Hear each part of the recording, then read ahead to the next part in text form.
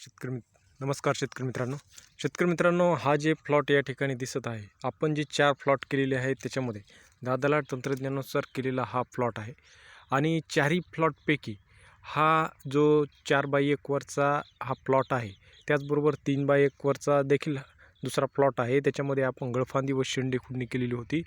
तो प्लॉट या ठिकाणी सगळ्यात लवकर आपला वेचणीला येणार आहे, कारण की 60-70% बोंड याची ही सध्याच्या परिस्थितीमध्ये फुटलेली आहेत. याची लागवड आपण 6 जून रोजी केलेली आहे.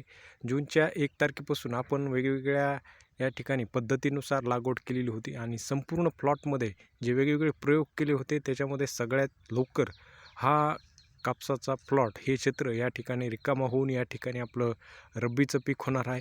तर शेतकरी मित्रांनो, जी आपण शेंडी खुडणी केलेली आहे, यावर्षी अतिवृष्टीनं नुकसान जरी झालेलं असलं तरी त्याच्यामध्ये आता सर्वात लवकर हा वेचणीला या ठिकाणी आलेला आहे.